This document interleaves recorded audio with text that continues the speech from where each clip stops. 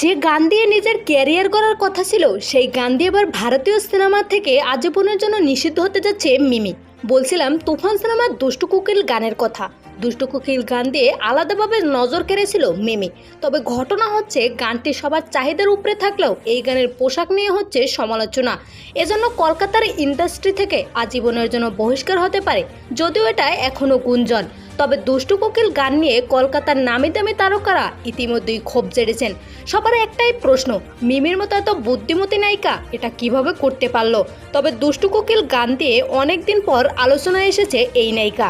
এছাড়াও তুফান সিনেমার মাধ্যমে অনেকদিন পর হিটের দেখা পেল মিমি। আর এসবের সব ক্রেডিট যাবে শাকিব খানের কাছে, কারণ শাকিব খান না হলে এত বিগ বাজেটের সিনেমা কখনোই সম্ভব হতো না।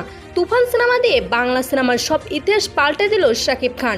টলিউড থেকে বলিউড সবাই এখন শাকিব খানের প্রশংসায় পঞ্চমুখ।